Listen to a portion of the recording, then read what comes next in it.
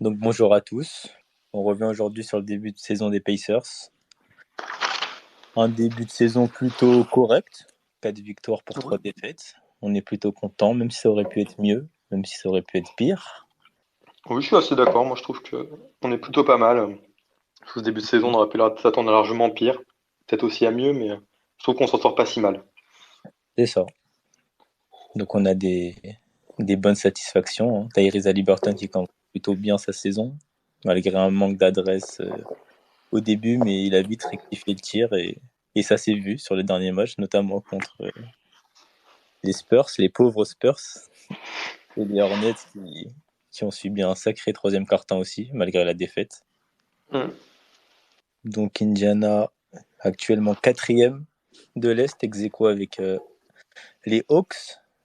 Peut-être une victoire en plus cette nuit contre le Jazz, on espère. C'est l'objectif. Donc Indiana, on va parler stats, hein, c'est ce qu'on aime.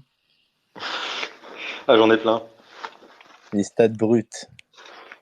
Meilleure attaque de la ligue, avec près de 125 points par match. Par contre, la défense, c'est toujours pas ça. Oui. Malheureusement, Indiana encaisse beaucoup trop de points. On va parler des statistiques sur 100 possessions. Ça va être plus parlant pour s'aligner sur la moyenne de la ligue. Donc Indiana est stats avancées. Donc offensive rating, Indiana a le meilleur offensive rating de la ligue avec 120.4 devant Boston. Et Celtics qui font un magnifique début de saison. Beaucoup trop de points encaissés encore avec 117. Mais malgré ça, on arrive à avoir un net rating positif de 3.2. Donc pourvu que ça dure, mais si on peut améliorer la défense, ça serait bien. Indiana aussi a la meilleure pace, non, la deuxième meilleure pace de la ligue. Donc, vu notre jeu, c'est logique. Derrière, les Washington Wizards qui jouent extrêmement vite pour beaucoup de déchets. Évidemment. Si tu veux réagir là-dessus. Ouais, la question que je me pose, surtout au niveau vis-à-vis de notre attaque, c'est que on s'est nettement amélioré par rapport à l'année dernière. Mm. Certes, on n'a pas forcément eu Tyreek l'année dernière, mais là, je vois qu'on met par exemple, on met 8 points, presque 9 points de plus par match. Et moi, Mm. j'aurais tendance à me dire que on va ralentir le rythme. C'est surtout qu'on met des bonnes équipes au départ parce que il n'y a pas vraiment de grosses raisons qui expliquent cette surperformance offensive pour l'instant.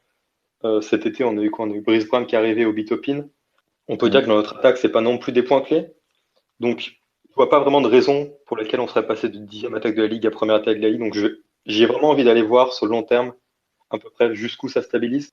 Euh, Est-ce qu'on arrive vraiment à garder ce rythme de 125 points par match, ce qui me paraît assez indécent. Mais si on n'arrive pas, il va falloir faire gaffe puisque défensivement, on n'est pas dedans. Donc, je pense que tant qu'on continue à mettre ce rythme de points-là, on peut se permettre d'être en mode en défense, tant pis. Mais dès qu'on va commencer à galérer, on peut vraiment se prendre une grosse claque et des gros revers sur 3-4 défaites de suite parce qu'on défend toujours pas. Moi, je suis plutôt d'accord avec toi, ouais. Parce que là, on part sur des bases au-dessus des Kings, hein, le meilleur offensive rating de l'histoire, donc ça va pas durer. Bien sûr. Sinon, bah, let's go les playoffs assez bien classés, j'imagine. Mais non, ça va ralentir, comme tu dis. On a une superbe efficacité. Ça, je Ouais. sais pas si on peut continuer, tellement on a de bons attaquants, hein, malgré l'avis du grand public, j'ai envie de dire. Je pense notamment à Buddy Hield, Mm. qui a peut-être eu son image ternie avec son passage à Sacramento, mais qui a qui prend vraiment des bonnes décisions ce début de saison, je trouve. Et comme tu le Ouais. disais, pour Brown et Obi-Toppin, pas les éléments centraux plutôt de notre attaque, mais qui collent bien au jeu, bons en transition, qui font les bons choix. Plutôt pour Bruce Brown, hein. Obi-Toppin, c'est vraiment un finisseur d'action.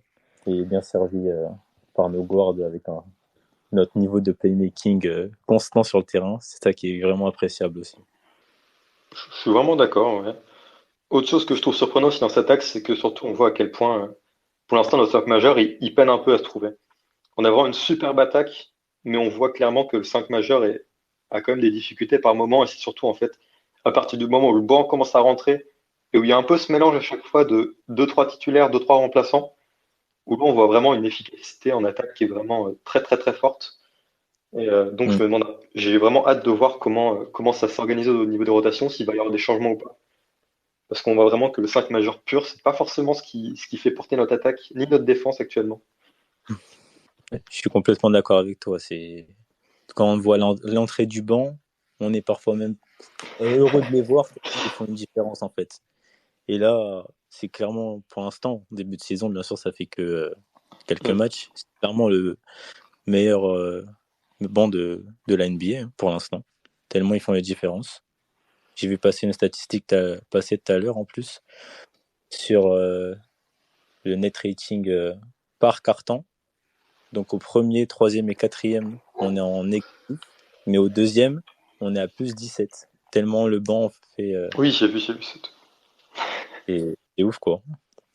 Donc ouais, à voir si Rick Carlisle pense à des changements, à des problèmes de compatibilité entre certains, mais on va y revenir après parce que j'ai vu des statistiques assez glaçantes.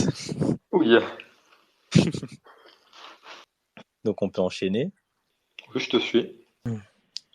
J'aimerais parler comme j'en ai parlé un peu au début, mais le début de saison de Tyrese Haliburton, hein. 24 points par match, près de 12 passes décisives, avec très peu de déchets, comme à son habitude, hein. Moins de 3 ballons perdus. La statistique, je crois, qui m'impressionne le plus avec lui, c'est son pourcentage d'assists, qui est à 50%, c'est-à-dire que la moitié des assists de l'équipe sont faites par ce monsieur. Et si on parle en centile, c'est le centième centile de la NBA. Ça veut dire qu'il est tout en haut. Personne ne fait mieux. Et dans la ligue, on parle de Trae Young, de Nikola Jokic, tous les gros playmakers qu'il y a. Tyrese Haliburton, pour l'instant, c'est le premier.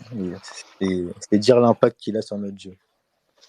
Oui, je suis d'accord. Oui, c'est 50% des pas décisifs quand il est sur le terrain, hein, parce que C'est ça. il est pas encore Non, à 16 passes, malheureusement. quand Mais il est sorti. ce que j'ai noté sur Tyrese, c'est vraiment, déjà, rien que purement statistiquement, il met 3 points de plus, une passe et demie de plus, le tout en jouant 3 minutes de moins. Donc vraiment, on voit qu'il y a vraiment une plus grosse efficacité. Surtout, il est plus présent. Il a vraiment beaucoup plus pris plus son rôle de meneur d'équipe. Avant, souvent, en fait, je pense qu'il paye aussi le fait qu'il n'y ait plus Buddy Hield et Andrew Nembhard qui prenaient aussi souvent le ballon. Donc là, Mm. dans 5 majeurs, il se retrouve vraiment avec beaucoup plus la balle. Et ce que j'ai noté aussi, c'est qu'il prend plus de tirs et son Mhm. augmentation au tir est quasiment que à mi-distance. Il a doublé son nombre de pull-ups à mi-distance. Et ça s'est vu assez fortement, plein de fois où juste il pénètre et maintenant il s'arrête à mi-distance. Donc il commence à développer cette partie-là du jeu aussi qui est assez cool. Et après, ça compte aussi à toutes ces fois où il a fait où il voulait tenter des 3 points, il a juste mordu la ligne. Donc, non, moi, je suis vraiment impressionné. Je m'attendais pas à le voir à ce niveau-là. Surtout aussi le voir que même dans les matchs où il est assez moyen, il arrive quand même à trouver sa place et à apporter positivement à l'équipe. Il a sorti des 20-10 dans des matchs où on l'a presque pas vu. Donc, Mm. il y a vraiment ce truc où tu te dis, mais où est son plafond, quoi? Parce qu'on l'a vu là, contre Charlotte, quand il a poussé l'accélérateur, il a fait 43 points, mais il était vraiment très tranquille, hein. À part sur la fin de match où il forçait un peu, mais la plupart du temps, il est vraiment très en confiance, très en contrôle. Et ouais, pour moi, c'est celui qui fait le meilleur début de saison pour l'instant dans l'équipe. Mm. Ouais. Vu de ses responsabilités, ouais, je suis complètement d'accord avec toi. Et pour revenir sur son jeu mi-distance, c'est vraiment une vraie bonne idée qu'il développait parce qu'on n'a vraiment pas de vrais shooters dans cette zone, hormis Bruce Brown qui fait du bien dans le 5 majeur. Mathurin, c'est vraiment soit du 3 points, soit au cercle directement. Il faudrait qu'il pense aussi à développer son midrange, mais c'est qu'un sophomore, il aura le temps. Donc commencer à prendre des midrange, c'est vraiment bon pour notre jeu pour apporter de l'alternance, quoi. Je suis assez d'accord, ouais. Je vais juste intégrer Flo qui Ouais, bien demande. sûr. Yes, pour l'instant son Ah micro est merde, vous coupé. m'entendez? Ouais, Yes, c'est bon. parfait. Ça va les gars? Salut, ça va et toi? Yes, ça Parfait, va parfait. super. Bah, excellent de parler un peu là, je suis bien content. Toute la journée j'ai attendu ce petit talk sur les Pacers. Et- Parce que quand on écoute les grands médias, tu sais, ils en parlent jamais, c'est chiant. Du coup, c'est top. C'est vrai. Et non, mais je vais prendre le train en route. C'est intéressant ce que vous disiez sur Tyrese. En vrai, là, pendant que vous étiez en train de parler, j'étais en train de. Moi, j'ai rien du tout préparé, mais j'étais en train de checker un peu les stats et tout, stats Pas avancées. de souci.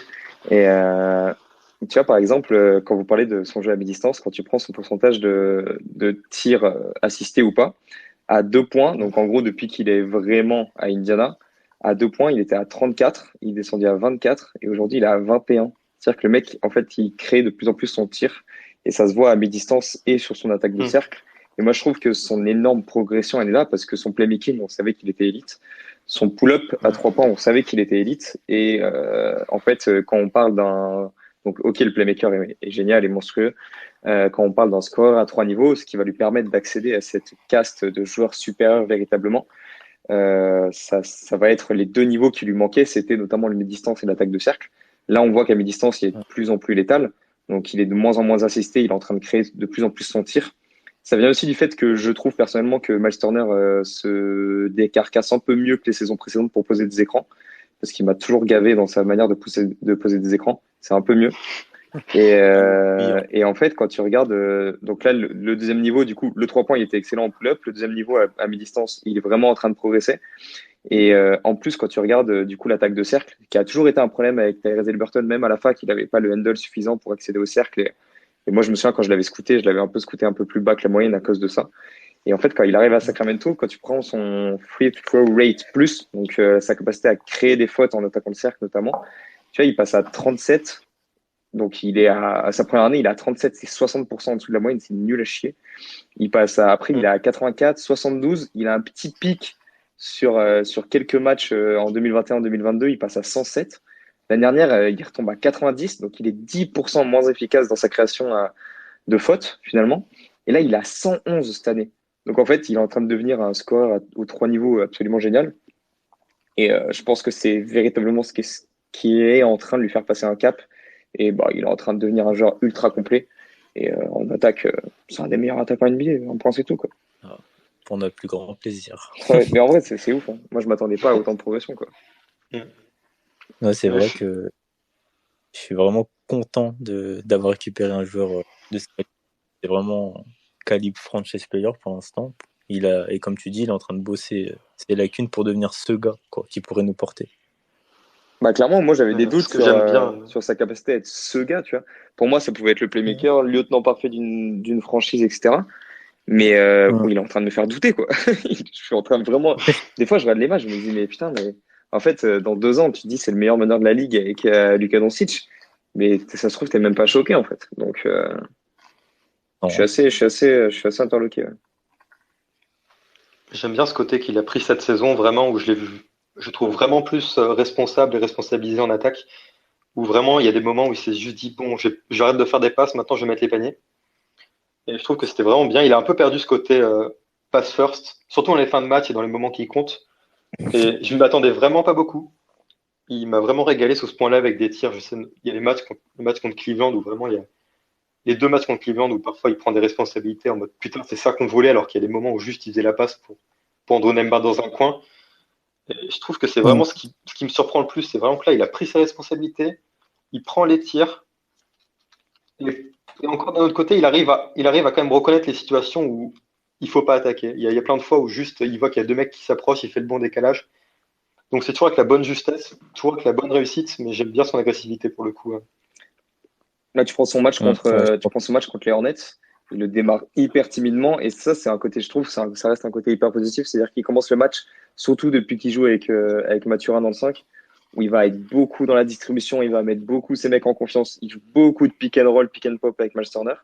Et en fait, à la mi-temps, on est dans la merde et le gars, il dit, bon, bah, en fait, enfin, je vais devoir take over et prendre le match à mon compte. Et putain, il y arrive, quoi. Et il fait une deuxième mi-temps à 30 points et 6 passes, quoi. C'est absolument monstrueux et je trouve qu'il a vraiment progressé dans sa manière d'aborder le game et c'est devenu un genre hyper intéressant sur ce point-là, quoi. Ouais, je suis complètement d'accord. J'allais aussi faire référence au match face aux Hornets, troisième quart-temps, on était en difficulté. Il a pris le match à son compte pour nous remettre dedans et on a eu un money time grâce à lui, clairement. Et tout seul, quoi. Pour Il continuer. le fait tout seul. Ouais, exactement. Pour continuer sur Tyrese aussi, on voit un peu une dépendance à Haliburton qui commence à arriver. Hein. Quand on regarde les stats on-off de Tyrese Haliburton, quand il est là sur le terrain, on a 125.18 d'offensive rating, 115 de defensive rating pour un net rating de 9.68 sur 193 minutes. Quand il n'est pas là, on perd 10 points d'offensive rating, c'est énorme. Le defensive rating aussi, il passe à 121 pour un net rating de moins 6.34 sur un échantillon de 143 minutes. Donc, on voit une vraie différence quand il est là, quand il n'est pas là. J'aimerais passer maintenant à un cas assez épineux en la personne de Bénédicte Mathurin. Pour l'instant. Petite dédicace à Dadip qui nous écoute.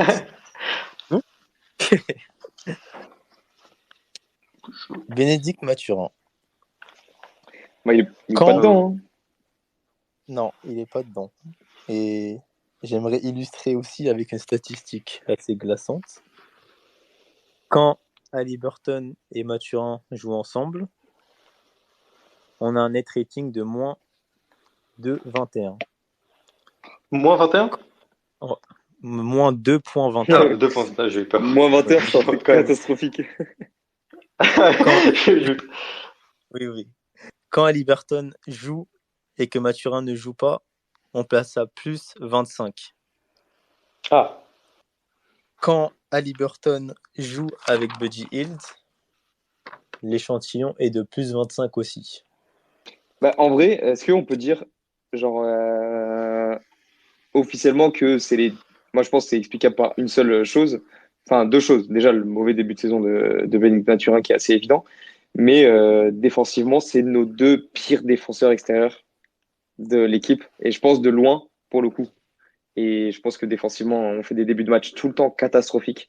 Parce que défensivement, on n'est pas capable d'assurer une seule rotation. Bénédicte Mathurin, je pense, honnêtement, il faudrait que je regarde sur Clean Glass, là. Mais ça doit être le pire défenseur extérieur de la ligue. Mais honnêtement, c'est scandaleux. La dernière fois, j'étais sur le podcast de Penny Bergkamp justement sur les Pacers. Et du coup, j'avais étudié la question. Bénédicte Mathurin est horrible défensivement. Et quand tu regardes ses qualités athlétiques, c'est criminel ce qu'il fait. C'est criminel.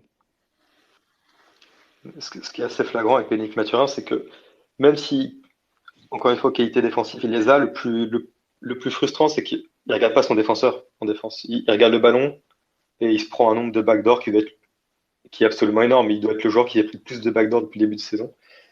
Mais il est juste pas concentré. Moi, c'est vraiment le truc le plus frustrant parce que s'il mettait un peu d'envie et d'implication dedans, il pourrait vraiment, à terme, il pourrait devoir un défenseur vraiment correct.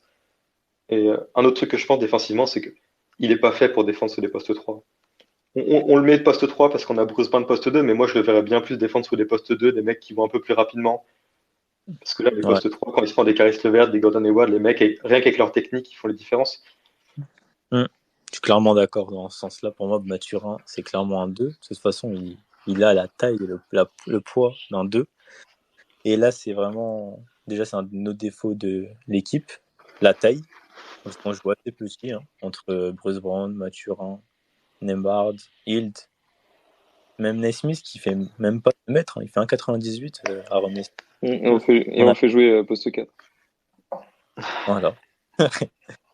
Et à défaut, même si Jarras Walker pourrait prendre des minutes, mais ça arrivera de toute façon, j'en doute pas. Mais ouais, c'est un des défauts de l'équipe et Mathurin, c'est vrai qu'il est cantonné à défendre des plus grands que lui, plus costauds, parce que Mathurin,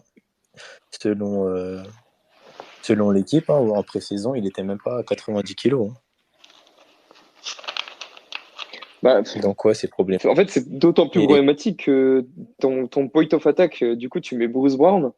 Du coup, c'est-à-dire que tu te retrouves avec deux joueurs, même si Haliburton n'est pas undersized, mais tu te retrouves avec deux joueurs négatifs défensivement sur deux postes cruciaux du basket moderne. Donc ça veut dire que tu acceptes que tu vas te faire foudroyer par l'un ou par l'autre. Et quand en plus ton joueur de contrôle derrière, après, sur du short roll, etc., c'est Obi-Toppin, vas-y, ça sert plus à rien, quoi. Pour moi, Obi-Toppin, moi, je le clash souvent sur mon compte Twitter, mais le problème, il vient du fait qu'on joue avec trois défenseurs négatifs sur le terrain. Tu peux en avoir un La majorité des équipes en ont un. Quelques équipes en ont deux. Mais tu peux pas en avoir trois, c'est pas possible. Ça explique notre defensive rating. Hein. Bah oui. Et c'est même pas leur faute. Carlisle, il faut qu'il change ses rotations. Sur le plan défensif, c'est scandaleux. On a une bonne attaque, super, sauf que je pense que même sur le banc, on a des joueurs offensivement qui sont capables de suppléer un Obi-Toppin en Nesmith ou Walker, tu vois. Mais à un moment donné, Monsieur Carlisle, il va falloir faire des choix pour équilibrer ça. Moi, ça me dérangerait pas de tomber à la 4e meilleure attaque. Mais par contre, il faut monter dans le top 15, top 20 défensivement. On peut pas rester 26e, 27e comme ça. C'est pas possible. C'est clair. Le truc, c'est qu'aussi, on a beau avoir Bruce Brown qui défend très bien, il suffit juste d'un écran. En fait, ils sont pas cons. Ils font un écran pour le sortir de l'action. Et puis après, tu as le choix entre attaquer Ali Burton, attaquer Mathurin ou attaquer Toppin. Et t'es tranquille, quoi. Donc, Bruce Brown, il est très bien écarté du jeu en défense. Donc, on ne peut pas juste se dire on a Bruce Brown pour défendre, faire la tâche ingrate, c'est pas tenable. Pauvre Miles Turner qui se retrouve en 2v1 souvent, du coup, pour protéger le cercle. Bah, clairement, Miles Turner, on l'a souvent critiqué parce que il est un peu surcoté sur ce plan défensif. Mais putain, il a jamais été aidé, quoi. Et cette année, il est pas aidé. Moi, je pense vraiment que ça peut être un défenseur qui se rapproche du niveau qu'il veut bien nous dire. Mais mettez-lui des. En fait, j'aimerais bien voir sur des longs line-up ce que ce serait une équipe avec Andrew Nembhard, avec Bruce Brown, Jarras Walker, Aaron Nesmith et Miles Turner. Bah, là, on prendrait pas des valises. Sauf que offensivement, ce serait trop mauvais. Mais Miles Turner, on a beau le critiquer, mais putain, il rattrape un nombre de conneries sur le terrain qui est quand même assez ouf, quoi. Ouais, je suis complètement d'accord. Miles Turner, s'il avait un défenseur sur le point of attack adverse de qualité, il serait déjà beaucoup plus tranquille. Et même un poste 4 pour venir en aide, parce qu'il là, il a Toppin. Juste avant, il avait Sabonis, qui est une tanche défensive. Quand il avait Tadeusz Young, c'était bien. Franchement, Thad Young, c'était un très bon défenseur. Et on avait moins de soucis à l'intérieur. Et après, on a eu Non, Bogdanovic, ce qui est cata aussi. le bon vieux Bogdan. Franchement, Ouais, et ben, moi, je il a comprends une pas essence. ce qui explique la présence de Obi-Toppin aussi longue, quoi. Moi, je pense qu'actuellement, Carlisle fait un essai. Il a envie de voir ce que donne Obi-Toppin. Évidemment, il faut lui laisser quelques matchs pour qu'il puisse prouver, mais je pense que dès que Walker revient un peu en forme physique, Toppin va commencer à perdre des minutes aux dépens de Jarras Walker qui va pouvoir gagner des minutes. Et moi, Obi-Toppin, je le verrais très bien sous le banc. Je pense que sous le banc, pour un peu essayer de dynamiser cette attaque, en partenaire de loop avec Andrew Nembhard, qui est un super passeur de lob, je pense qu'il pourrait vraiment se plaire et surtout ne pas trop pénaliser notre défense, parce que tu joues contre des joueurs de banc. Mais oui, c'est vrai que titulaire, j'ai du mal à voir le projet. Actuellement, je serais même plus pour refoot Aaron Nesmith, qui offensivement s'est quand même largement amélioré et qui défensivement peut toujours faire du taf. Mais je pense que dès que Jarras Walker est disponible, il faut refoutre Jarras Walker. C'est le profil parfait, que ce soit pour Miles, que ce soit pour l'attaque et la défense. Donc moi, je reste sur le point que Jarras Walker doit jouer dès qu'il est en forme.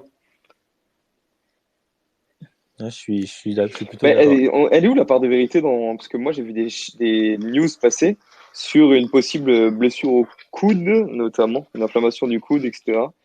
Mais ça n'a jamais été.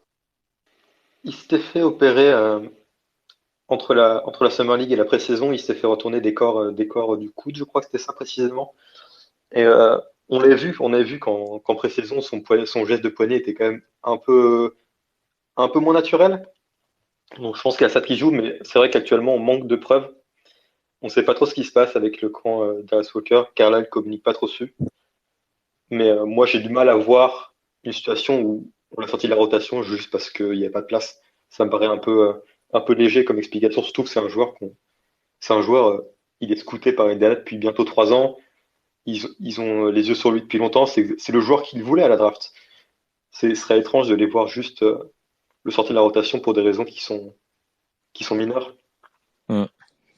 Mais je sais pas dans quelle proportion c'était un joueur qui était voulu par le front office et ça se trouve pas voulu par Carlisle. Ça, j'ai pas réussi à trouver, j'ai cherché. Est-ce que c'est un joueur qui est pas pour Carlisle? J'en sais rien. Carlisle, ça a toujours été un joueur qui a donné beaucoup de création à ses guards et qui a souvent donné peu de création à ses intérieurs. On se souvient que en 2011, Nowitzki, il est exceptionnel parce qu'il est vraiment dans un rôle de scoreur ultime et il avait très peu de création et c'était Kidd et Jet Terry qui avaient énormément de playmaking à leur rôle. Mais on se souvient que Porzingis, ça se passe mal parce qu'il disait tout le temps qu'il était cantonné à un rôle de spot-up, etc. Et, et je sais pas dans quelle proportion il. Est-ce qu'il accroche pas avec Jarras Walker? Je sais pas, tu vois. Bah, son utilisation déjà en pré-saison Ce qui m'emmerderait beaucoup. Hein. Ouais, son utilisation en pré-saison a posé question déjà dans l'attaque. On le voyait peu balle en main. Je veux pas qu'il ait la balle en main tout le temps, mais on a vu des beaux flashs de playmaking pendant son année universitaire et on sait qu'il peut. Il n'y a même plus quand personne. Vous m'entendez pas? Si, Vous m'entendez? je t'entends. Ah, pardon. Vous avez entendu ce que j'ai dit juste avant là? On a Oui, perdu. pas de problème. Ah, Ok. non, je dis que c'est toi qu'on a perdu, je crois. Ah merde. Non, ouais, bah, je dois bugger un peu. Désolé. Pas de problème. Vas-y, Vous avez continue. entendu? Oui, j'ai tout entendu. Ouais. Ok, très bien. Bah, moi, j'avais fini. Hein. C'est pour dire que. Après, moi, je comprends qu'on puisse prendre du temps avec un rookie, etc. Mais à partir du moment où ton 5 il est pas optimal, à partir du moment où ton poste 4 titulaire il est hors timeline et que ça matche pas, etc. Bah, moi, je vais en vouloir très rapidement à Carlisle s'il fait pas de changement. Quoi. Donc, ce que je disais sur Walker, les flashs de playmaking qu'on voit avec lui, c'est ok. Carlisle ne veut pas donner de responsabilité à ses intérieurs, mais Porzingis, au niveau du playmaking, c'est pas ça. Il a à Dallas, tout Doncic, il a eu personne. Il a eu Dwight Powell, un chouïa de passing, mais c'est pas foufou. Là, les qualités que peut avoir Jarras Walker playmaking, faut les utiliser en fait. Même quand il joue le garbage time, on voit qu'il est élégant dans son toucher, etc. On voit qu'il peut faire la bonne passe et tout. Mais pour ça, j'en doute pas, ça viendra. Juste pour revenir sur Carlisle. Allô? Ouais. Attends, ok. Non, juste pour revenir sur Carlisle, moi je reste quand même assez convaincu que Carlisle a quand même l'air d'avoir un grand contrôle sur cette équipe. Euh, Ça a été dit un peu sous le manteau, mais il y a quand même des personnes assez convaincues que Carlisle a eu un grand rôle dans le fait de la reconstruction, où juste il a vu que son équipe avec Sabonis et Bogdan ça marchait pas, c'est lui qui a quand même été l'initiateur de cette reconstruction. Moi j'ai quand même l'impression qu'il est très en contrôle et surtout il a une très très bonne entente avec le front office. Lui et Pritchard, ils sont vraiment très très ensemble, ils font tout ensemble, ils s'entendent très bien. Donc moi j'ai quand même l'impression que Carlisle a eu son mot à dire sur Jarras Walker, qu'il a aussi pu choisir, parce qu'on l'oublie trop souvent, mais il y avait quand même beaucoup de choix quand on a eu la draft sur les postes d'intérieur. On avait aussi Cam Whitmore qui traînait, tous les joueurs qu'on pouvait viser à ce poste 7, on pouvait les choisir. Donc c'est vraiment, on a choisi Jarras Walker parce qu'on croyait en lui, on voulait, et je suis presque convaincu que Carlisle était au courant et a fait partie des décisions finales. Oui, je suis complètement d'accord. Ça se voit que le front office et Carlisle marchent dans le même sens. Pendant la draft, je sais pas si c'était vrai, mais des rumeurs, on va dire, sur l'avis de Carlisle concernant le choix. Je sais que Carlisle n'aime pas du tout les non-shooters. Ça s'est vu quand il était à Dallas. De tête, il n'y en a aucun qui jouait. Jarras Walker a le flash du shoot, le flash du playmaking et la super bonne défense. Et c'est pour ça qu'il a dû valider, quoi. Mais peut-être que si Jarras Walker améliore son efficacité, peut-être à l'entraînement, on n'y est pas, bah, il aura plus de minutes. Peut-être que ça va pas pour l'instant. Comme tu disais, le poignet n'est pas encore bon, donc ça viendra, franchement. Mais j'en doute pas sur le fait que d'un commun accord, Jarras Walker a été sélectionné. Mais pour revenir sur le shoot, oui. Je sais plus où j'ai lu ça, mais d'une source très fiable qui disait que, je crois que c'est même de Carlisle lui-même, ou non, ou de Pritchard lui-même qui disait que, je crois que c'est Pritchard qui disait de lui-même que quand il parlait d'un joueur à Carlisle, la première question qu'il posait, c'est est-ce qu'il peut shooter? Oui, voilà, exactement. Donc c'est vraiment sur quelque chose de ça. très important pour lui. Et oui, moi je pense que j'étais agréablement surpris par la qualité du tir de loin de Dira Soccer. Évidemment, il y a encore beaucoup de travail, mais quand je l'ai vu, par exemple, prendre certains de ses fadeaways en mode, OK, il a l'air quand même plutôt confiant et il est, ouais, plutôt à l'aise avec son tir.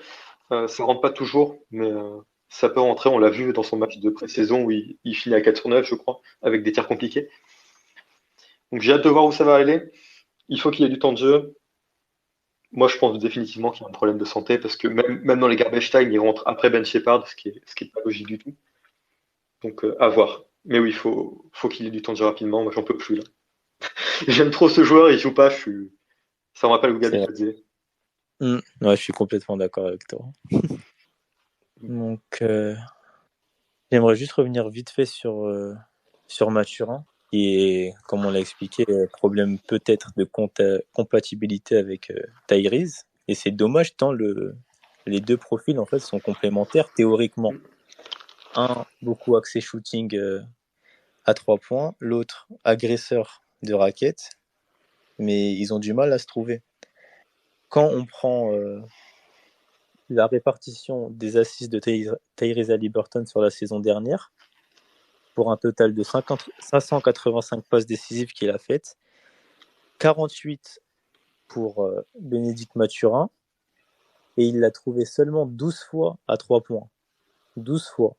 Sachant que cette saison, on prend près de 40% de nos shoots à 3 points. Je trouve que c'est compliqué. Mais moi, je pense qu'actuellement, Mathurin, moi, je suis assez confiant. Je suis toujours assez confiant en son profil. Ce Ouais. que je remarque assez fortement, c'est que l'année dernière, en attaque, quand on prend demi-terrain, 90% de ses attaques, c'était pénétration main droite.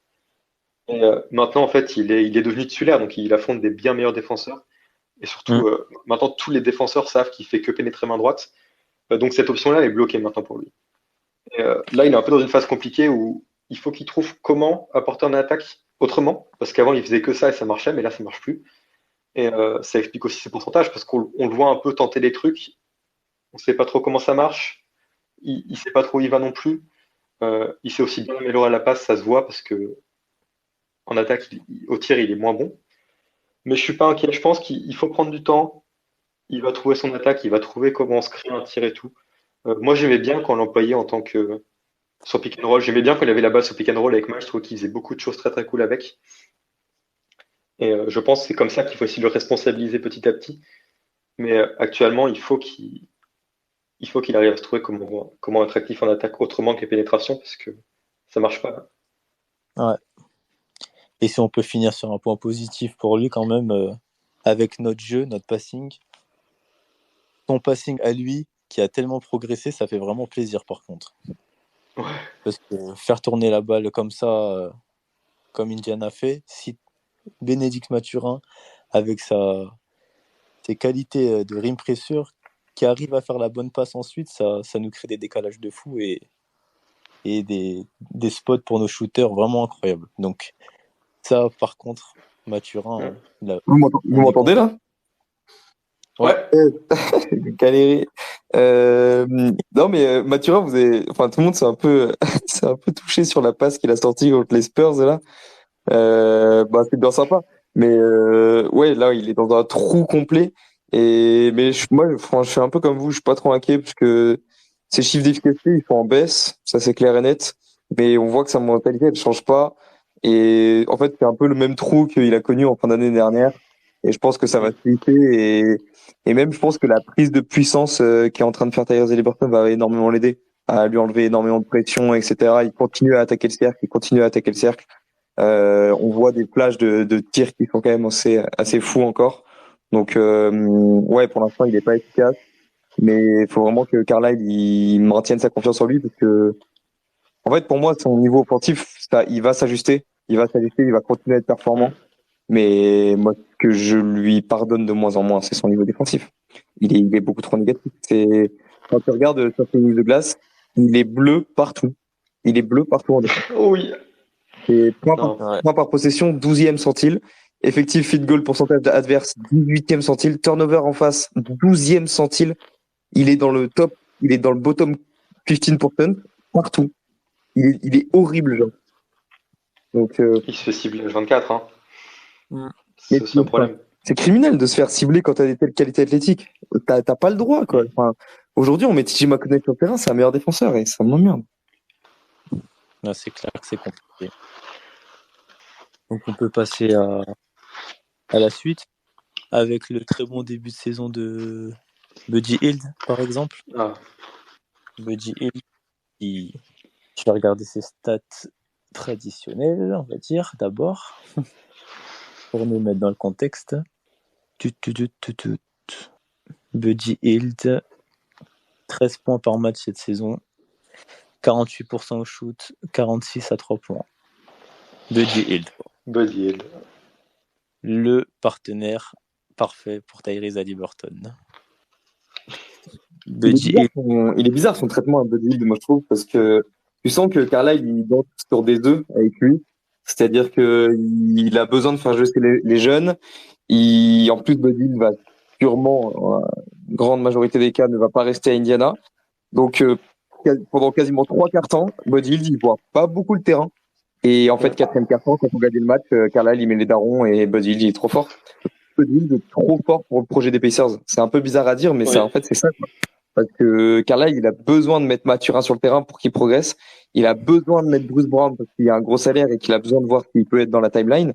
Même à la fin du match, des fois, il met des Ben Shepard, il a envie de tester les gars. Mais quand il faut gagner le match, il faut mettre Buddy Hield sur le terrain. Buddy Hield doit être sur le terrain, en fait. On n'a pas le choix. Mais Ouais. même. Vas-y. Non, vas-y, Ok. je t'en prie. Mais même Buddy, je trouve, il apporte vraiment ce truc où il peut vraiment être très très clutch en fin de match et surtout, il fait du bien à toute l'équipe en fait.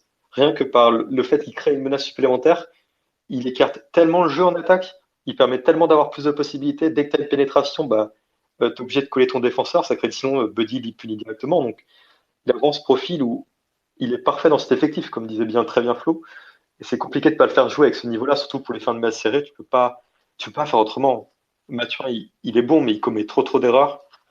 Souvent, c'est bête. Buddy, tu sais qu'il a un ballon, il a un tir serré, il peut quand même le mettre, et qu'il joue très justement et très intelligemment. Donc, on a trop besoin de lui actuellement. Ouais, clairement. Buddy Hield, trop fort pour les Pacers. Personnellement, je suis content. Mais on est obligé effectivement de faire jouer les fins de match. Buddy Hield, quand il est sur le terrain, c'est plus 9,49 de net rating. Quand il n'est pas là, on est à moins 3,66. C'est une sacrée différence quand même. Buddy Hield et Mathurin, c'est vraiment un sacré duo. Haliburton, pardon. Oui. Puis il défend de mieux en mieux. Moi, je l'ai vraiment trouvé impressionnant sur certaines phases défensivement. C'est ce que j'allais dire aussi. Il est de moins en moins négatif et je dirais même qu'il est average. Là, j'ai pas ses statistiques défensives. Il faut que je regarde. Putain, Flo, je sais pas si t'es sur Cleaning the Glass ou pas. Si Ouais, je peux regarder. Mais, En fait, moi, ce que je trouve cool, c'est qu'il arrive à changer la psychologie des gens vis-à-vis de lui. Voilà, on est les premiers à dire que du coup, il est peut-être pas aussi négatif que ça, alors que les minutes où il joue, il est tout le temps avec Tyrese Haliburton. Tyrese Haliburton, lui, il a pas changé les statistiques, hein, il sait toujours pas défendre. Mais du coup, je trouve ça hyper impressionnant de sa part parce qu'en fait, comme tu l'as dit, en vrai, là, il est en train, c'est un putain de joueur NBA, quoi. C'est un putain de joueur. Et défensivement, il a arrêté d'être négatif et offensivement, il n'a jamais été aussi fort. Donc à un moment donné, rien à faire, bravo un peu, hein. Dans la logique compétitive, il devrait être titulaire en fait. Il n'y a même pas de question, il devrait être titulaire, mais c'est juste que l'Internet du projet, ça marche pas. Mais moi, si je me demande d'aligner le 5 le plus fort, il n'y a aucun monde dans lequel je ne mets pas Buddy Hield au poste 3. Hein. Clairement. De toute façon, le 5 le plus fort, tu fais sauter 2 mecs du 5 majeur en fait. T'as Topin qui sort pour Nesmith peut-être, et t'as Mathurin qui sort pour Buddy Hield, non? Et le 5 qui finit les matchs. C'est celui-là, ouais, complètement. Et parce qu'à un moment donné, même tout à l'heure, on vendait Obi Toppin, mais à un moment donné, il va falloir se rendre compte du niveau qui est en train d'afficher Aaron Nesmith. C'est criminel le fait qu'il joue pas plus que ça, quoi. Donc, on le voit sur les fins de match, c'est les darons qui rentrent en jeu et c'est comme ça qu'on arrive à avoir un bilan positif, quoi. Et le bilan un peu négatif qu'on a sur les 2 matchs qu'on perd, le match contre Charlotte et le match contre je sais plus lequel là, c'était un peu scandaleux. Et c'est parce que Bah, Liberton n'est pas là, Liberton est en galère, et du coup, tu te retrouves à donner la balle à Andrew Nembhard qui galère pour ce début de saison, Tyrese Liberton qui a un poulet sans tête, et du coup, t'as Nesmith, il a plus de création autour de lui. Mais en fait, quand l'équipe au complet est là, bah, les mecs, ils allument tout le monde, quoi. Et je pense quand l'équipe est au complet, on est une meilleure équipe que ce que les rankings veulent bien dire, hein. Donc, moi, je suis confiant sur ce point-là, quoi. Je suis totalement d'accord là-dessus. Vraiment, on a vu des fins de match avec le 5 majeur parfait. Et t'es en mode, oh, t'as l'impression vraiment que ça peut aller très très loin, juste avec ce bout de 5 majeur-là. Et, Mm. je trouve qu'on sous-estime un peu défensivement le travail accompli par la triplette Bruce Brown, Buddy Hield, Aaron Smith. Je me souviens contre le match contre Cleveland où typiquement on fait une fin de match parfaite et eux se chient un peu dessus. Mais t'as un switch des défenseurs, t'as Nesmith qui prend le relais et Bruce Brown qui switch. T'as Buddy Hield qui aussi qui fait les switches, qui communique très très bien autour de ça. Et défensivement, j'ai trouvé ces trois-là trois parfaits. Et je pense qu'on va beaucoup les voir sur la fin de match. Techniquement, Buddy Hield, on va le voir. Aaron Nesmith, on va le voir parce qu'il est super intelligent et il joue vraiment très ajustement. Et ouais, moi c'est vraiment ce qui me rend optimiste, hein, ce 5 final sur cette saison-là. On va faire chier des grands, on va faire chier des gros de la ligue en fin de match avec ce 5-là. Mm. Ouais, plutôt d'accord. D'ailleurs, cette nuit, ça sera un vrai test contre Utah avec Kessler, Collins et Markkanen, trois grands. Ça va être intéressant de voir s'il y a un money time, comment on défend. Kessler est annoncé out, hein, il y a 10 minutes. Ah, Enfin, merde. il est doubtful. Ok, bon. Alors que c'était déjà un des rares qui défendait à Utah. Ouais. Bah, il sera quand même remplacé par un grand, j'imagine. Donc, si on a un money time, on verra comment se comporte l'équipe face à notre quatuor de moins de 2 mètres dans le money time. Ouais, je suis assez d'accord. C'est vrai que maintenant que tu le dis, je vais être un peu curieux là-dessus. Après, on a quand même un avantage sur ce match-là, techniquement. Sur le papier, on est quand même un peu meilleur, surtout avec le début de saison que fait le Jazz. Donc, à voir comment ça se passe. Mais s'ils Ouais. défendent pas trop, il y a moyen qu'offensivement, on remette une couche et que ça se plie Ouais. assez vite. Mais si on met pas la couche, c'est sûr que là, ça commence à devenir intéressant. Ouais. De toute façon, on analysera le match en fin de space Mm. en détail pour voir les Enfin, axes. typiquement, je pense que ça peut être un match où Carlisle il va vraiment ouvrir les yeux sur la faiblesse défensive de Obi Toppin, par exemple, parce que je pense surtout avec l'absence de Kessler que Markkanen va vraiment jouer poste 4. Donc, étant donné que Matt Turner est très fort en roamer, il va pas aller en face-to-face avec un joueur comme Markkanen qui joue énormément de face-up et de départ en dribble. Donc, je pense que Obi Toppin va s'y atteler. Parce que Bruce Brown est trop petit et je le vois plus aller sur des Clarkson ou des joueurs comme ça, ou même des Horton Tucker. Moi, je vois bien Bruce Brown sur Horton Tucker, tu vois, par exemple, et du coup, Obi Toppin qui va se faire céder par Markkanen. Et demain, si Markkanen, on se réveille, moi, je vois bien le scénario en mode Indiana a gagné plus de 15, mais Markkanen, il en a mis 41, quoi. Et si ça peut aider Carlisle à se rendre compte que de sortir ce terroriste du terrain, là, moi, ça m'arrangerait, quoi. Ah, mais il m'exaspère. Enfin, en vrai, il m'a toujours exaspéré, mais il m'exaspère tout particulièrement depuis qu'il est dans mon équipe, quoi. Mm. Mais c'est vrai que Vitopin, moi, je m'attendais vraiment pas à ça. J'étais vraiment très très surpris par son absence totale de création offensive. Et bah en fait, si on voulait quelqu'un à ce poste-là, c'était pour la taille et pour quelqu'un qui puisse créer offensivement. Mais là, Vitopin, il faut un peu tout lui donner dans les mains. Et ça me paraît pas cohérent avec la stratégie globale de l'équipe même. Ouais. On est quand même dans une équipe où tout le monde doit pouvoir shooter assez correctement. Ça fait partie du plan de jeu. Et lui, combien de fois il refuse de tirer à 3 points alors qu'il a 3 mètres d'avance?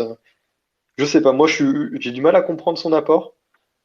Pourquoi il est forcément là dans 5 majeurs, mais à voir comment ça bouge. Mais un peu perdu vis-à-vis de lui. Je comprends même pas la timeline avec Obi Toppin. En fait, je comprends pas franchement, ça fait un mois j'y réfléchis. Mais je comprends pas pourquoi il est dans l'équipe, en fait. C'est quoi le but? Il a 25 ans, il est en fin de contrat. Tu viens de drafter, un mec en 7 qui est parfait, qui est jeune, mais qui est trop fort. Enfin, c'est n'importe quoi. Tu viens de re-signer ton poste 4 remplaçant sur 33 millions, qui surperforme sur ce début de saison. Et non. Et non, tu comptes, et t'as l'antépénultième défense de la NBA, Et non, tu continues à faire jouer Obi Toppin. Je comprends pas. Il est pas dans la timeline, ça matche pas avec les idées de Carlisle, ça matche pas avec les idées contractuelles, et j'arrive pas à m'expliquer sa présence sur le terrain. Du coup, je continuerai à lui laisser des tags sur Twitter jusqu'à ce qu'il se trompe. Avec plaisir. Donc j'aimerais parler du chouchou normalement pour tout le monde du début de saison, Ah, Jalen Smith. Il fait un début de saison incroyable. Bah, il surperforme, quoi. Il surperforme bien comme il faut. En 16 minutes, il a 11 points, 6 rebonds, pardon, et une passe décisive à 74% au shoot, 67% à 3 points. Bien sûr, ça va pas rester comme ça toute la saison, sinon il va intégrer le 5 très rapidement et on va faire de très bonnes choses en play-off. Mais non, Jalen Smith, des deux côtés du terrain, c'est très sérieux. En attaque, catch and shoot, ça rentre. Près du cercle, il se débrouille vraiment bien. Et il avait fait un thread, on va dire, sur Jalen Smith, sur sa défense contre le premier match contre les Cavaliers. Il a vraiment bien tenu Evan Mobley. C'est vraiment impressionnant. Et son temps de réaction en fait sur les aides, ça m'impressionne aussi beaucoup défensivement. Donc on a vraiment un bon backup de Miles Turner pour aux grandes dames de Isaiah Jackson. Il joue le garbage time quand il peut. Mais Jalen Smith derrière Miles Turner, c'est vraiment parfait. Et la rotation, elle est assurée de ce côté-là du terrain. non, rien à dire de plus. Je suis totalement d'accord sur le fait qu'il est en défense, il est excellent. Moi, j'ai toujours beaucoup aimé le profil, surtout sa grande polyvalence, mais là, il la montre encore plus. Il fait quoi? Il fait 2,8 m, il me semble. Je trouve qu'il s'en sort pas si mal pour garder les mecs assez grands. Il est assez rapide pour garder les pivots les plus agiles. Il a vraiment un point fort à tirer là-dessus, parce qu'il reste quand même assez mobile. Et puis en attaque, il fait tout ce qu'il sait faire de bien, mais en ratant pas, quoi. Son tir de loin, il a toujours été très bon, mais là, il punit systématiquement parce qu'il a pas peur de les prendre. Et puis après, au rebond offensif, il est là, il a une bonne présence. Ce qui m'a surpris, c'est au dernier match, il a sorti un fade away, mais comment ça rentre? Et il t'a mis un fade away à 5 mètres là. Mais oui, moi je pense qu'il se stabilise et il se stabilise pour son contrat. À voir ce qui se passe cet été-là parce qu'il a une player option. Mais ce qu'il va la prendre s'il continue à jouer comme ça, je suis pas sûr. À voir comment Indiana se débrouille contractuellement, mais je pense qu'il faut lui mettre le paquet. Il pourrait devenir vraiment un des pivots, un des remplaçants principaux d'Indiana sur les prochaines saisons. Si tu arrives à sécuriser lui, Aaron Nesmith, ce serait incroyable. Ouais, clairement. Il est hyper versatile, autant surtout offensivement. Je trouve que défensivement, si on commence à mettre beaucoup de switch, ça va un peu galérer, mais c'est pas très grave. Mais offensivement, il est capable de jouer les deux postes. Il a une capacité à tirer qui est vraiment impressionnant. Après, là, ça va cliquer, hein, comme moi je le dis gentiment, mais il est en surconfiance. Enfin, il surperforme. Il a 150 de true shooting plus. Il est 50% plus efficace que la moyenne. Oui. Son true shooting, il peut pas tirer comme ça toute la saison. Sinon, on parle d'un tout là, tu vois. Et je trouve qu'en protection de cercle, il est vraiment intéressant. Et je le trouve surtout intéressant en drop. On défend énormément en drop parce qu'on a la chance d'avoir Miles Turner. Et je trouve que tu peux te permettre de défendre de la même façon avec ton backup. Et je trouve que c'est une idée qui est vraiment intéressante, surtout quand tu as un meneur pas aussi fort défensivement qui te permettrait de changer de schéma défensif. Là, au moins, tu gardes le même pendant tout le match. Et c'est marrant parce que le grand public, surtout après le compte qu'il a mis à Victor, Isaiah Jackson, patati patata, mais Isaiah Jackson est un largement moins bon défenseur que Jalen Smith cette année en tout cas. Et moi, je suis assez impressionné par ses progrès en effet. Ouais, je suis complètement d'accord avec toi sur la manière de défendre d'Indiana avec Jalen Smith en backup de Turner, puisqu'on pourrait se poser la question d'un potentiel retour dans le 5 au poste 4 à l'image de début de la saison dernière, mais il fait tellement de bien en poste 5 avec les remplaçants que non, en fait, c'est vraiment This space was downloaded via spacesdown.com. Visit to download your spaces today. sa place. Le seul petit point noir pour l'instant, c'est son problème de faute. Il a 3 fautes par match en 16 minutes. Ça va falloir le gérer. Mais sinon, tout le reste, c'est vraiment impeccable, quoi. On est vraiment, enfin, je pense qu'on est vraiment tous contents de son début de saison. Et oui, bien sûr, les vont se calmer. Mais ce qui est plus flagrant avec lui, moi je trouve qu'il a une très bonne intelligence de jeu et surtout une éthique de travail qui est absolument immense. Il a bossé tout l'été, il n'y a aucun doute là-dessus. On l'a vu, il a pris une masse musculaire de zinzin. Maintenant, il a vraiment des muscles saillants. Mais c'est un bosseur, il est là, dès qu'il peut aider l'équipe, il va faire les trucs. Donc je pense que c'est vraiment un profil que tu veux avoir dans son équipe. Il est très très fort et il est parfait pour compléter les équipes. Tu as besoin de lui, il est super début de saison. Ouais, vraiment. Je pense qu'on a fait le tour pour ce monsieur, qui aura un vrai rôle d'ailleurs ce soir. Hein. Andrew Nembhard. Faut qu'il se réveille. Hein. Moi, j'aime pas son début de saison, pour le coup. Les pourcentages sont mauvais, mais tout le reste, je le trouve assez bon. Moi. La gestion de l'équipe l'année dernière, enfin, pas comme l'année dernière, parce qu'il était titulaire avec Tyrese, mais il gère parfaitement la seconde unit. Défensivement, c'est toujours bon. C'est pas élite, hein, mais c'est toujours bon. C'est déjà meilleur que la moitié de l'équipe. Pas dur. Pas dur. Et le QI du gars, je trouve vraiment qu'il fait peu d'erreurs en fait. Et sa capacité à shooter de loin et se rapprocher du cercle pour les mid-range, c'est vraiment un profil intéressant pour apporter de l'alternance à l'attaque. Parce qu'on a peu de joueurs dans ce registre-là, quoi. Et lui, il le fait très bien. Et ça se voit qu'il s'entraîne avec TJ McConnell. Ouais. Et potentiellement, c'est à terme, moi c'est pour ça que je dis que je suis déçu parce que j'en attendais grand chose. C'est à terme, je pensais être un vrai candidat au homme de l'année, le meilleur backup meneur de la ligue. À terme, ce qu'on veut de lui en fait. Donc c'est pour ça que moi je suis dur avec lui, mais je l'ai trouvé très bon les minutes sans Liberton quand vraiment il a la balle dans les mains. Donc ça c'est hyper positif. J'ai moins aimé les minutes avec Haliburton ou off-ball, et notamment dans son tir, il a été pas du tout efficace. Donc c'est son année sophomore, il a le droit de commencer doucement. Je trouve que défensivement, on parle pas assez de lui. Il est très solide défensivement. Il aime pas mal, capable de défendre limite jusqu'à 3 postes. Et voilà, ça va se lisser. Je pense que le début de saison commence doucement pour lui. Il est juste, mais il n'est pas encore assez efficace. Donc montre-nous que tu es un vrai joueur. J'avoue que moi je suis un peu du même avis que Flo. Je m'attendais un peu à mieux. Je reste un peu sous ma faim. Là, il est sur une saison qui est très. Il y a plein de choses qui sont très positives. Je trouve que il a vraiment trouvé une agressivité. Maintenant, il va agresser au cercle. Il va poser son dribble pour attaquer. Et ça lui réussit plutôt bien. Mais d'un autre côté, je trouve il y a des moments où tu le sens pas trop sur le terrain. Il y a des moments où il va moins prendre le ballon. Il y a même des moments où tu fais sortir parce que tu as besoin de foot TJ McConnell. Je trouve que c'est un peu dommage. C'est pas vraiment ce qu'on aimerait au mieux pour lui. Et il y a eu des belles choses qu'on a vues en Summer League et en pré-saison qui laissaient présager quand même un niveau bien supérieur. Donc pour l'instant, moi j'ai pas trop de choses à lui redire pour l'instant, c'est juste de la timidité, faut qu'il reprenne son rythme et sa confiance, mais c'est sûr que il fait le taf, mais je m'attendais à mieux, c'est sûr, de sa part. Ouais, pour l'instant le point noir c'est les pourcentages, mais quand il va remettre dedans, ça va lui redonner de la confiance déjà, donc ça sera mieux. Mais sinon, moi, le reste, je le trouve, surtout dans la gestion de la seconde unit, je le trouve vraiment bien.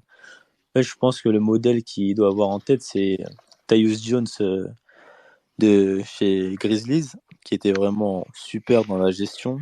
Et s'il peut apporter la défense en plus, c'est, comme a dit Flo, ça sera vraiment, dans le futur, un candidat 6e homme de l'année, quoi. On attend que ça. Ouais, un Jalen Brunson à Dallas, quoi. Rick Carlisle, il connaît bien. C'est ça qu'on voudrait, quoi. Bah limite, ouais, il me fait plus penser à Jalen Brunson qu'à Tyus Jones. Parce que je pense que c'est un joueur qui peut vraiment être dans un impact physique tout autre que Tyus Jones. Et c'est un joueur qui peut vraiment jouer à côté d'un porteur de balle, en fait, Andrew Nembhard à terme. Et moi, limite, la plus grande peur que j'ai de Andrew Nembhard, c'est que il demande un trop gros salaire dans 2 ans, quoi. C'est ça ma plus grosse peur avec Andrew Nembhard. Pour moi, il n'y a pas un monde où ce type ne fait pas une carrière NBA. C'est impossible. C'est vrai que ça va vite dans 2 ans déjà. Et pour la comparaison, ouais, c'était plus dans la responsabilité que dans le jeu. Parce que ouais, Bronson, c'est pas si mal trouvé, ouais. Alors, on peut enchaîner. Si vous voulez encore faire du cas par cas, Miles Turner, on en a un peu parlé. Si vous voulez accentuer. Il y a des joueurs, peut-être pour finir sur les cas par cas, il y a des joueurs qu'on voit pas. Et c'était obligé avec cette profondeur d'effectif qu'on n'allait pas voir. Mais Jordan Nwora, je suis un peu triste, même si on s'y attendait. Et mais limite, je préférais que les minutes de Obi Toppin, elles aillent sur Jordan Nwora également, quoi. Parce que en fait, l'an dernier, on se souvient, mais dans sa capacité à attaquer le tir et à mettre des points, c'était le seul capable de faire ça avec Ben Maturin, en fait. Je trouve ça, c'est normal qu'il joue pas parce qu'on a une énorme profondeur d'effectif, mais je trouve ça pas juste pour lui, on va dire. C'est vrai que Jordan Nwora, on le voit quand il joue les garbage time. Give me the ball et il le lâche plus. Il veut vraiment prouver. Regarde Rick, je peux mettre des points. Fais-moi jouer. Et Mais il le fait en plus. c'est vraiment bien, c'est vrai. Quand il est arrivé, il avait, je sais pas, j'ai le pourcentage en tête, mais c'était fou. Et il avait l'image de toi, c'était vraiment intéressant, quoi. Il a fait une saison, il était à 42% de loin quand il a joué sur les 24 matchs chez nous, ce qui était vraiment très bien. Moi, je voyais vraiment pas sortir de la rotation aussi vite. C'est vrai. Parce que pour moi, c'était vraiment dans ce besoin de création offensive.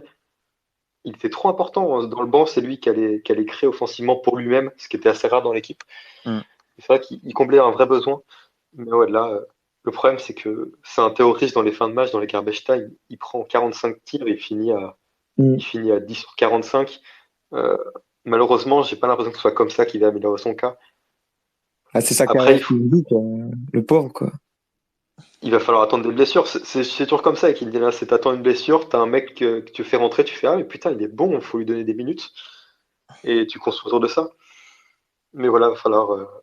La saison va être longue et le problème c'est que il est agent libre à l'été. Comme je disais dans mon dernier article, tu peux pas trop te permettre de trop le développer non plus parce que il est agent libre non restreint. T'as aucune certitude sur lui. T'as déjà Nesmith que tu veux développer. T'as plus l'air de vouloir tenter le pari au Mitopin. Qui est, je pense qu'il y a pour un le coup, potentiel.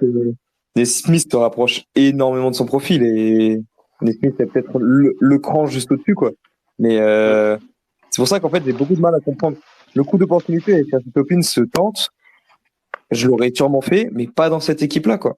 Il y a déjà trop de profils qui peuvent au moins convenir, si ce n'est dépasser le profil de Mitopin. Donc, et Nora en fait totalement partie. Tu vois, l'an dernier, il arrive, il joue 24 matchs avec nous, il tourne à 13 points, 5 rebonds, 2 passes, à 42% à 3 points.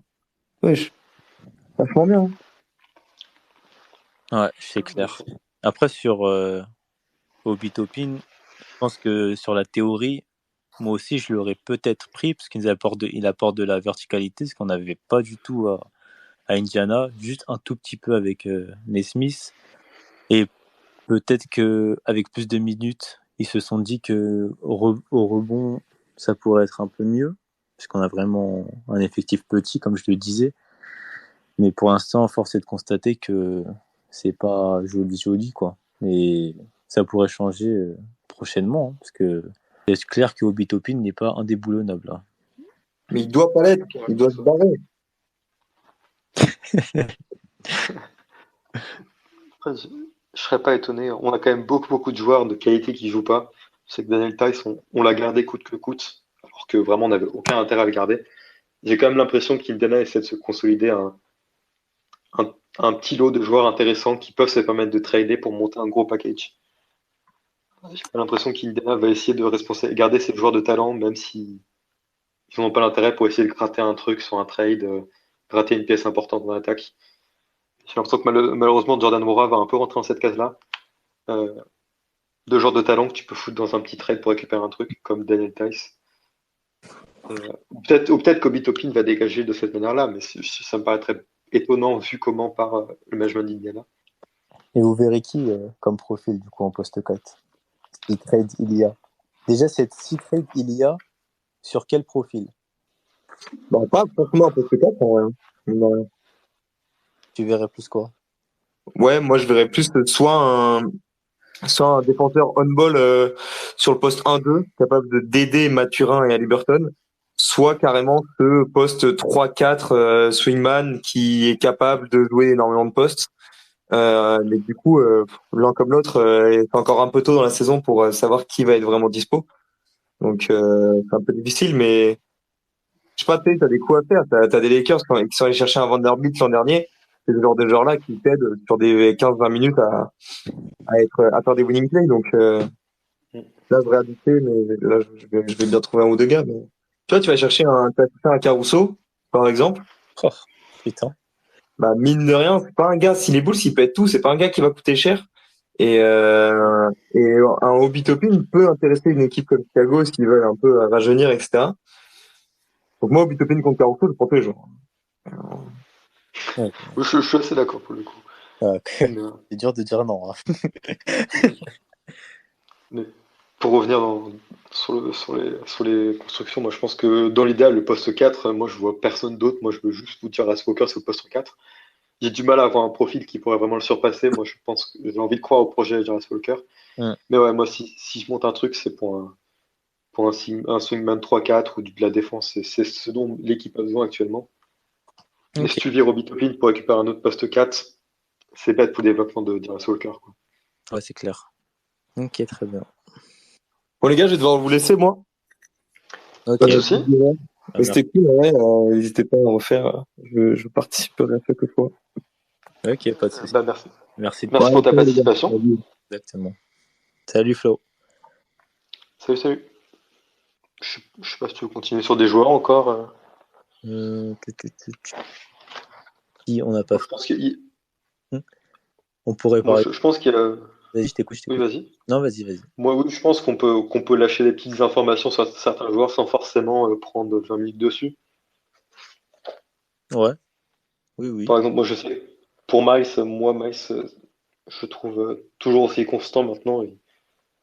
Et surtout, ce que j'ai bien aimé chez Miles dans ce début de saison, c'est vraiment ses efforts au rebond, surtout défensif. Il prend 1,5 rebonds de plus par match, mais c'est que des rebonds défensifs. Mm. Donc, mine de rien, il essaie quand même de régler ce problème comme il peut. Et puis sinon, offensivement, bah, il est toujours aussi bon avec des pourcentages. Il a déjà fait 3 matchs à 20 points. Miles Ouais, c'est vraiment très bien. Turner, c'est le gap entre la défense et l'attaque se resserre de saison en saison en fait. On a eu déjà une bonne démonstration la saison dernière là de ce qu'il pouvait faire quand il est avec un playmaker comme Tyrese Haliburton. Cette saison, il continue, il est à peu près sur les mêmes bases quoi. À 3 points, c'est là il s'est mis en route durant les 2 derniers matchs. Mais proche du cercle, son utilisation elle est vraiment bien. Déjà, c'est un partenaire vraiment bien pour Tyrese Haliburton. Hein. Et c'est son partenaire préféré déjà cette saison. Il lui a déjà délivré 21 passes décisives. L'année dernière, c'était 127. Derrière Buddy Hield à 140. Donc ils ont vraiment une bonne relation. Et l'axe 1-5, déjà, il est vraiment sécure, quoi. Et puis il est parfait dans la stratégie que tu mets en place parce qu'il peut vraiment artiller sur catch and shoot, il peut artiller sur pick and pop. Il a vraiment un peu ce côté stretch qui est parfait parce que Tyrese Haliburton devient d'autant plus menaçant. Non, vraiment, bon début de saison de sa part. Vraiment. Et ouais, comme tu dis, ça colle vraiment bien à la stratégie. Les 5 out. Et avec les 2 units en plus, c'est ça qui est fou. On n'a aucun non-shooter dans l'équipe. C'est vraiment bien pour notre jeu. Bah, Carlisle qui veut du shoot, hein. Ouais. Indiana, cette saison, c'est sur 100 possessions, la 7e équipe aux 3 points tentés, la 4e aux 3 points réussis. Ouais, Donc, on est vraiment très bon niveau pourcentage. Ouais, le ratio est vraiment bon.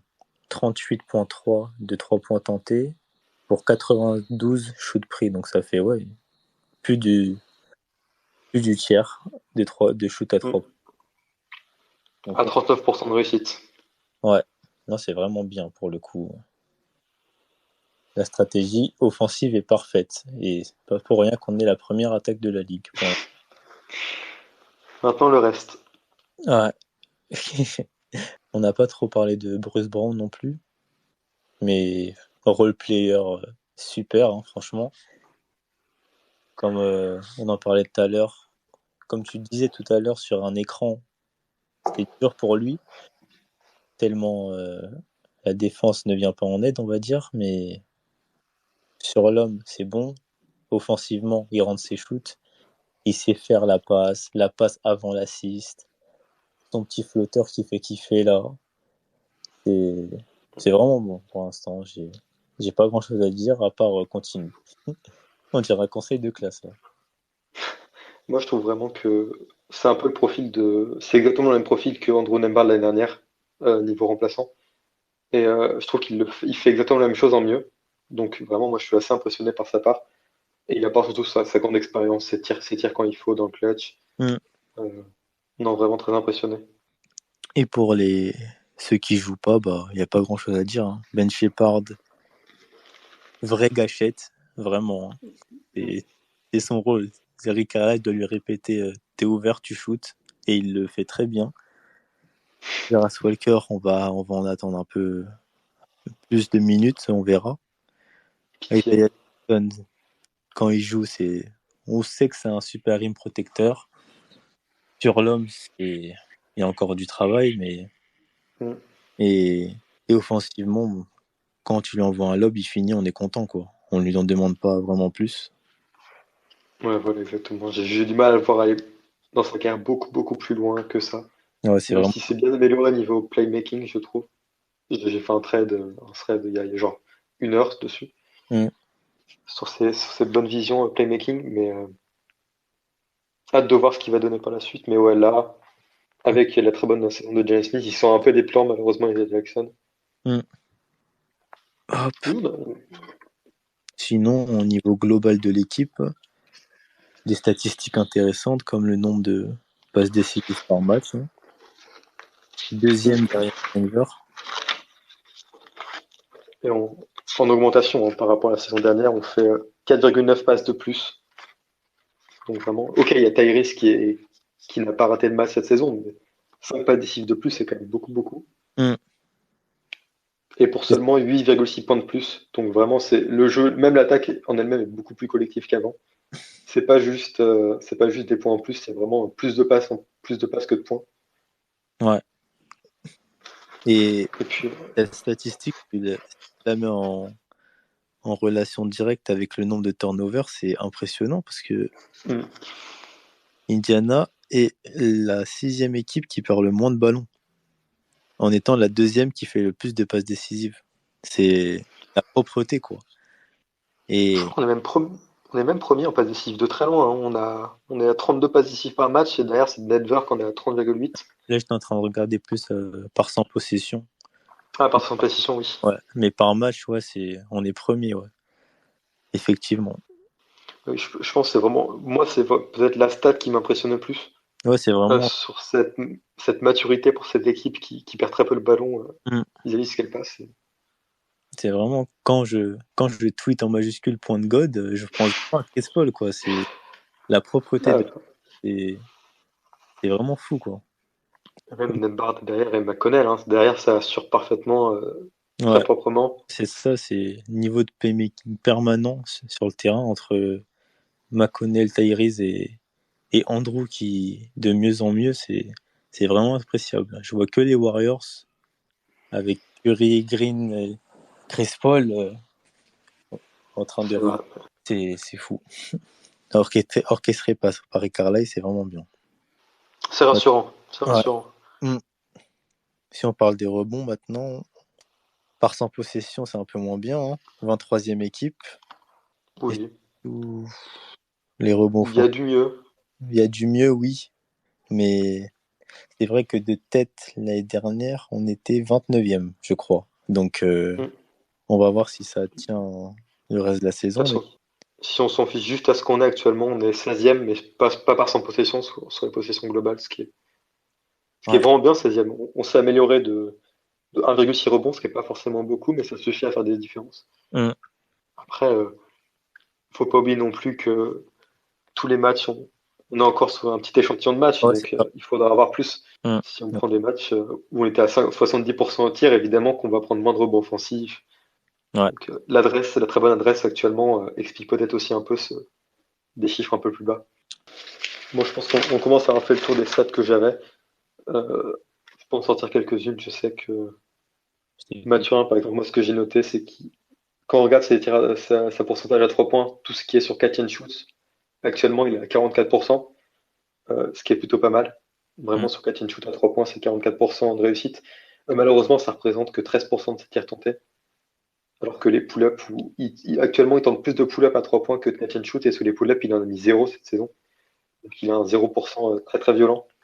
Donc je pense qu'actuellement, faudrait peut-être essayer d'avoir un Mathurin encore un peu sur off-ball, parce que c'est là où, pour l'instant, il arrive à contribuer comme il peut.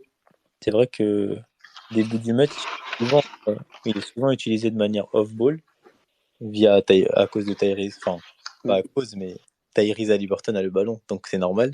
Ah ouais. Et ouais, il est souvent utilisé de manière off-ball. C'est pour ça que son utilisation sortie de banc, c'était vraiment pas mal. Mais si on veut continuer son développement, on est obligé de faire des concessions, quoi. Mais c'est vrai que si au niveau du catch and shoot, il les rentre, c'est intéressant déjà. Rien que dans la dynamique de l'équipe, Ouais. il faut que les joueurs rentrent leur catch and shoot, quoi. Il en aura en plus, avec l'attractivité des autres. Et puis il reste, je trouve encore très très efficace pour attaquer les décalages, pour attaquer dès que le défenseur a un peu de retard, il va vite pénétrer.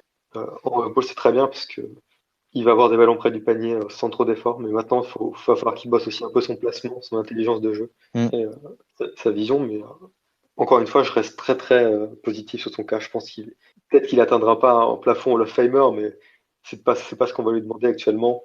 Je pense qu'il peut trouver comment contribuer, et s'il arrive à être ce genre de joueur qui est 2-3 fois All-Star et qui après continue de performer très bien pour la suite. Je sais pas s'il arrive à trouver un peu une trajectoire de carrière un peu à la Gordon Hayward ou à la Tobias Harris. En début de carrière, c'est très très bon, mais après, quand tu es vétéran, tu fous 15 points par match tous les soirs. Je pense que ça pourrait être excellent de sa part. Vraiment. De toute façon, c'est qu'un sophomore, donc Oui. petit à petit, on voit qu'il a la mentalité qui va avec. Et Rick Carlisle, je l'aime beaucoup, donc je pense que ça vient. Il s'entend très bien avec Carlisle. Ouais. Donc ce côté-là, et même Tyrese, quand ses déclarations, tu le vois dire qu'il lui donnera le ballon, etc. Tout le monde pousse dans son sens, quoi. Il n'y a aucune raison que ça vienne pas. Mais Carlisle avait très justement félicité aussi pour son dernier match où il avait dit que justement il avait réussi à trouver son rôle en attaque. Ce qui était un peu ce qui lui posait problème, et que même s'il avait mis que 10 points, il avait fait un bon match. Ça, je trouve ça assez cool de la part de Carlisle. Je trouve que ce qu'il fait avec le développement de Mathurin est assez pertinent. Ouais, je suis plutôt d'accord. Et il prend le temps qu'il faut. Il brusque pas les choses. Donc ouais, moi je pense que dès la deuxième moitié de saison, on peut s'attendre à bien mieux. Et ça pourra nous faire passer un cap pour le coup. Ouais. Pour revenir sur l'attaque, sur l'équipe plus globale, moi un truc que j'aime bien dans cette équipe, qui me fait dire que ça peut plutôt bien marcher, c'est que je trouve que le niveau qu'on affiche actuellement, il n'est pas forcément très loin du niveau qu'on affichait la saison dernière, avant le tanking, donc quand on essayait vraiment de gagner des matchs. Donc moi je trouve qu'on est bien dans la continuité, et encore il y a plein de pistes d'amélioration. Donc j'ai l'impression qu'on va dans le bon sens. On a un niveau très correct, on peut beaucoup s'améliorer. Et on fait déjà un bon début de saison, donc si on peut continuer de maintenir à peu près ce rythme correct, où on arrive toujours à avoir un bilan positif, et qu'au fur et à mesure de la saison, on commence à prendre en puissance, ça peut être parfait pour une fin de saison et chercher des matchs en playoff. Ouais, je suis complètement d'accord.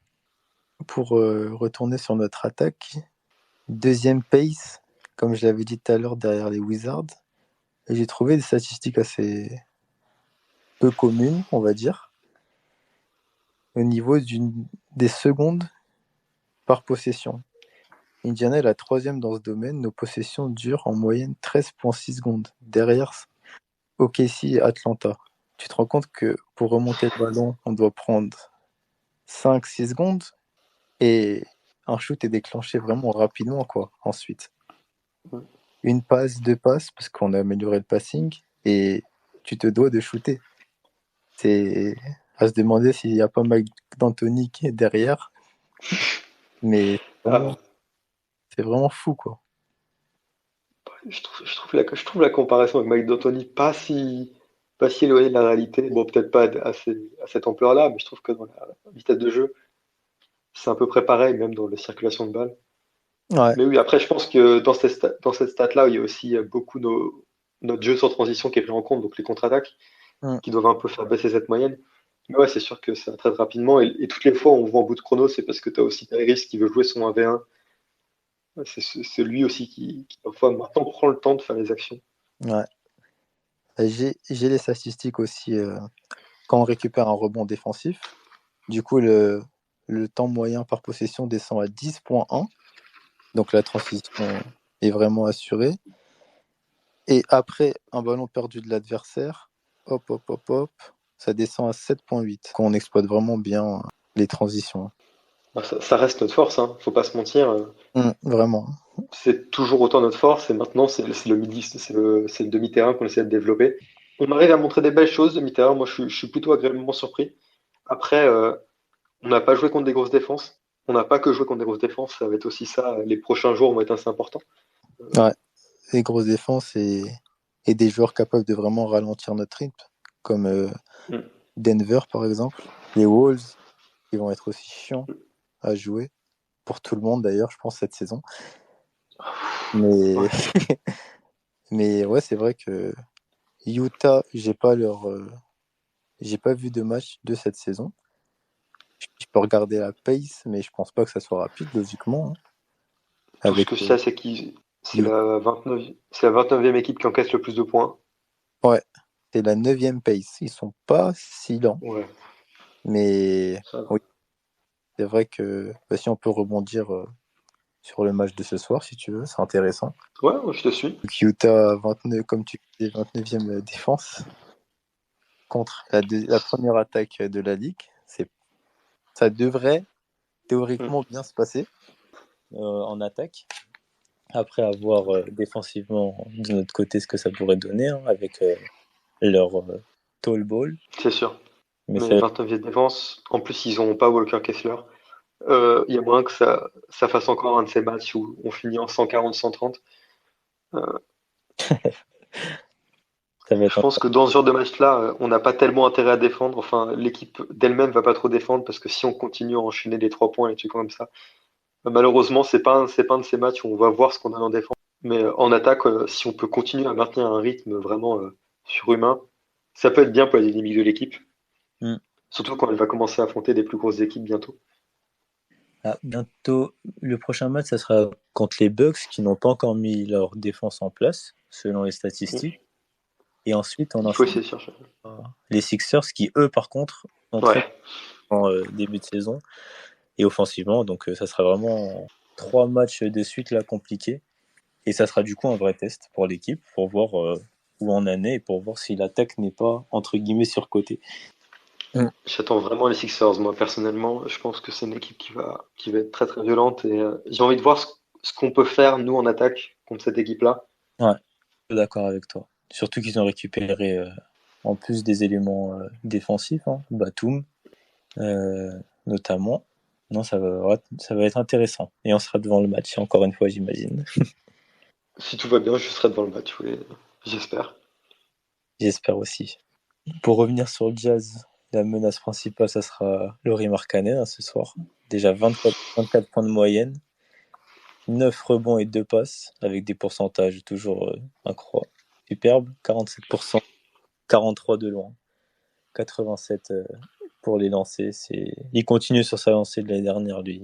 Il va pas s'arrêter. Il est parti depuis l'Euro, lui. Ça Donc ça va être compliqué, je pense, de le défendre, comme disait très bien Flo. ça va être intéressant, notre défense à 3 points aussi, notamment, parce qu'il prend plus de la moitié de ses shoots, là.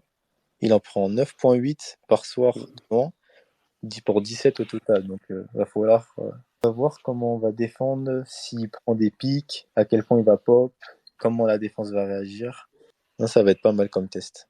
Après, je serais pas étonné qu'on sorte une stratégie en mode bon, on donne tous les cachets shoot à Lauri Markkanen, mais en fait, vu que nous, on est plus adroit, au final, on passe devant. Ouais, Je possible. pense que le Jazz, pour l'instant, il manque un peu d'autres options offensives majeures. Ouais. Mais oui, ça va être. Moi, j'ai hâte de voir quel état d'esprit va avoir l'équipe, comment ils vont se pointer devant le match. Parce que cette équipe, elle est capable de tout. Elle est capable d'être à 80% au tir à la fin du match, comme à 20%. On sait jamais vraiment à quoi s'attendre. Donc là, pour peu que le Jazz soit un peu couteau entre les dents parce qu'ils font un début de saison de merde, ça peut se retrouver en problème très rapidement. Et sur les axes de progression de l'attaque, ça serait bien de, comme je disais tout à l'heure, l'alternance qu'apporte par exemple Neymar en sortie de banc, Bruce Brown qui se rapproche du cercle, ça doit devenir nos forces pour pallier à certains joueurs sans adresse, comme on a eu au début de la saison. Parce que comme tu as dit là, notre attaque, ça peut être pas mal de loterie en fait. Et vivre et mourir à 3 points, c'est vraiment pas un truc qui me réjouit. Donc ouais, si on peut apporter une vraie alternance dans notre attaque, et ça peut être vraiment pas mal. Et garder notre adresse à 3 points aussi, comme ça serait pas mal aussi. C'est d'accord, ouais. Parce que faut qu'on se. Tyrese peut créer un peu ce décalage quand personne met les tirs. Mais c'est beaucoup lui demander déjà qu'il donne déjà beaucoup. Donc on a envie de voir ces autres options sortir. Mathurin, ça viendra avec le temps. C'est encore un peu tôt maintenant.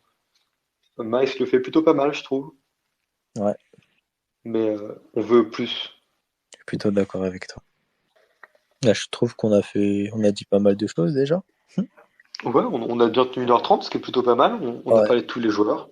Ouais, franchement, je suis plutôt un bon retour sur début de saison. Si quelqu'un souhaite intervenir, n'hésitez pas hein, à apporter de la contradiction ou simplement son avis.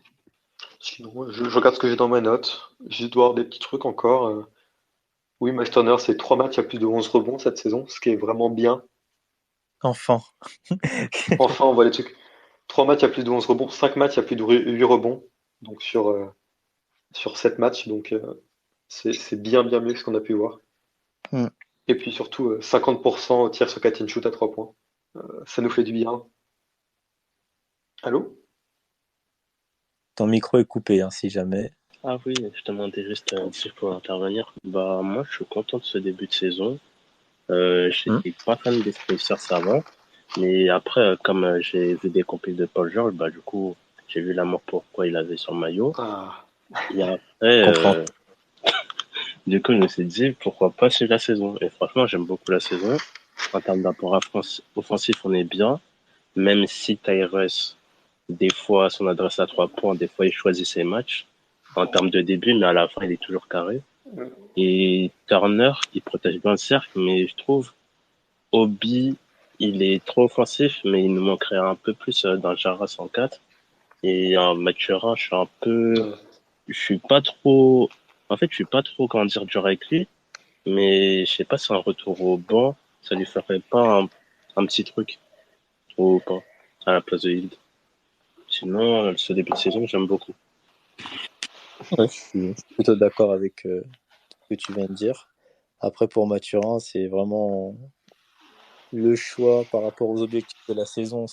Et à plus ou moins long terme, si tu perds du temps pour le développement de Mathurin maintenant, quand tu vas le rattraper, là, on sait qu'on va pas gagner le titre, donc on prend le temps de développer Mathurin en le laissant titulaire, malgré l'excellent début de saison de Buddy Hield, qui mériterait clairement d'être titulaire, hein, mais si on leur donne pas, si Mathurin ne prend pas des minutes avec Tyrese Haliburton, qui sont le futur en fait tous les deux normalement des Pacers, bah ça va être compliqué de leur trouver une compatibilité quoi. L'entraînement c'est bien, mais le terrain c'est mieux. oui, je suis assez d'accord. Je pense que l'objectif premier de le faire jouer avec les titulaires, c'est de l'habituer un peu à ce rythme, à cette pression-là. Mais moi, je suis d'accord. Je pense que si on veut gagner, il faudrait mettre Buddy titulaire. Mais quand on regarde dans la réalité, c'est pas si important que ça, parce qu'au final, Buddy, il joue plus de temps de jeu que Bénédicte Mathurin. Mm. C'est surtout Buddy qui fait les fins de match. Au final, je trouve que ça a moins d'importance que si Mathurin jouait 40 minutes et Buddy en jouait 15. Mm. Je pense qu'il y a un peu ce truc de le mettre, essayer un peu de le mettre dans le rythme, de le faire jouer avec les titulaires. Mais Buddy continue d'avoir la responsabilité qu'il avait avant l'année dernière quand il était titulaire, jusque là il commence sous le banc, mais j'ai l'impression que les rôles sont clairement les mêmes, c'est juste qu'ils ont juste inversé, mais niveau temps de jeu, niveau responsabilité, tout est resté pareil. Ouais, je suis d'accord avec toi. Je pense Buddy sera meilleur titulaire, mais t'as envie de développer Mathurin. Buddy, il est en fin de contrat, il a dit qu'il pensait pas trop prolonger. Je peux comprendre que tu veuilles foutre Mathurin titulaire. je suis d'accord pour déjà niveau contractuel, effectivement, ça colle bien. Et si on a actuellement la chance d'avoir Buddy Hield qui finit les matchs, ça doit être comme un accord avec Rick Carlisle comment dire, par souci d'ego, tu ne commences pas, mais tu finiras les matchs, quoi. Oui, je vois. Mais Parce c'est vrai que que Buddy il connaît sa valeur et c'est très bien que tous les contenders de la ligue le veulent, quoi. Donc s'il est encore là souriant, c'est que ils se sont mis d'accord avec Rick. Oui, je te vois lever la main, tu peux reprendre. Ah oui, et j'ai une question par rapport au match face aux Hornets. J'ai pas compris comment ça se fait que la charge que a mis Brandon Miller sur Nembhard, non sur Nesmith, désolé, je les confonds souvent. Pourquoi c'est nous qu'on a en tort, sachant qu'il ne l'a pas mis le moindre coup? Et pourquoi l'acte que Lamelo Ball il a fait sur Tyrese au moment de la fin et qu'il a mis clairement une gifle sur le visage, pourquoi ça n'a pas été sifflé faute? Du coup, c'était juste une question. Si tu veux répondre. euh, déjà le match, je l'ai pas vu très en complet personnellement, malheureusement. Ah oui, Mais ce que je sais, c'est que il y a eu à chaque fois la NBA revient sur le last 2 minute report, donc la NBA refait les décisions arbitrales de tout le match pour essayer un peu de balancer tout ça et d'apporter une version finale. Et je sais qu'il y a beaucoup d'actions des dernières minutes, notamment la charge de Brandon Miller qui me semble ont été révisées. Donc la NBA après coup a annoncé qu'il y avait peut-être une différence et un petit problème dans l'arbitrage. Malheureusement, je pense que oui, il y a eu un problème, mais que c'est malheureusement le jeu. ouais, je suis d'accord avec toi. Je pense que la technique a été plus due à la réaction d'Aaron Smith, hein. La NBA n'aime pas ça, malgré la charge de Brandon Miller incompréhensible. La charge quand Et, même, il y avait ouais, il a. Non, c'est vraiment. Bref. Du coup, elle a plutôt été comptée comme faute et nous, on a pris une technique derrière. Et pour la gifle sur. Pas vraiment une gifle, je dirais, c'est un contact. Et dans le feu de l'action, dans un money time comme ça, les arbitres sifflent rarement des fautes. Donc, c'est habitue-toi à peut-être de l'injustice, hein. Mais des deux côtés, c'est rare qu'une faute soit sifflée à ce moment-là. Et la plupart ont vu une bonne défense de Lamelo et je suis pas incroyablement contre ces gens-là. Donc, plutôt Tyrese qui demande un écran, personne ne vient, il se dribble sur le genou, grosse ouais. de Lamelo et après bonne défense, ouais, bonne défense de Lamelo et c'est fini, fin du match, hein. Et Donc bon, voilà. ça arrivera souvent malheureusement. J'ai du mal à voir j'ai du mal à trop en vouloir à Tyrese ni à Lamelo pour cette fin de match. Ouais, si le troisième carton de Tigris n'avait pas été fait, j'aurais déjà quoi. C'est qu'une défaite très frustrante. J'ai mal dormi, mais Je peux comprendre. c'est dans la défaite qu'on apprend. Donc voilà. Si quelqu'un Il y a Antoine, il y a Antoine qui par écrit demande s'il y a des nouvelles sur l'état de santé de Jarvis Walker. Actuellement, pas trop. ouais, Et, on manque clairement d'informations. Carlisle a pas trop été questionné dessus et a pas trop pris la parole publiquement, donc on sait pas trop. Il y a 2 matchs, il était blessé pour maladie. Enfin, il a pas joué pour maladie. Mais il y a toujours ce truc de cette opération qui traîne, qui a l'air quand même de l'impacter, même si ça n'a pas été dit clairement, on l'a vu dans les matchs de précision que ça l'a impacté un peu. On peut penser qu'il y a une sécurité, une précaution qui est prise avec lui. Moi, je répète, mais je pense que à partir du moment où dans le garbage time, Ben Shepard entre avant Jarvis Walker, c'est que il y a un truc qui cloche. ouais, je suis Donc, je plutôt pense qu'il est d'accord. un peu on prend aucun risque, on attend qu'il se remette bien, et puis on le fait jouer. Comme je pouvais le dire sur mon compte perso, la dernière fois qu'on a fait jouer un mec qui était en début de blessure, c'était TJ Warren avant les playoffs de la bulle. Et, après, on l'a pas revu pendant 1 an et demi. Je pense qu'il y a peut-être un peu cette jurisprudence-là aussi qui marche, mais j'aimerais beaucoup que Carlisle prenne la parole à propos de Jarvis Walker. Euh, j'ai pas de doute que les journalistes vont peut-être commencer à le questionner là-dessus aussi. Ouais, ouais, je suis plutôt d'accord. Je vois très peu d'informations concernant Jarvis Walker. c'est vrai qu'on est tous hypés depuis la draft par notre rookie, qu'on aimerait voir jouer, surtout qu'on voit les autres entre Victor, Chet, les frères Thompson performer. Ou pas pour certains, comme Scoot, pour l'instant. Mais Ça viendra. ça viendra, que ça soit niveau ou c'est autant de jeux sur le terrain. Comme Kate Cunningham, sa saison rookie, Kate Cunningham, il commence avec du 16% au tir pendant 15 matchs. Ouais. Et en plus, il se blesse derrière, c'est... Avant de revenir fort, non, franchement, il faut laisser le temps. Et je préfère effectivement... On n'a rien à jouer. Si on fait un top 5, c'est super. C'est que du bonus. Mais si on est au play-in, c'est pour moi l'objectif à peu près dans la tête du front office d'essayer d'accrocher ce play-in et tant que sur le terrain les autres assurent, on peut prendre le temps avec Jaras pour lui offrir un vrai début de carrière et pas l'envoyer dans la fosse au lion sans enjeu comme ça, quoi. On n'est pas du tout sous pression.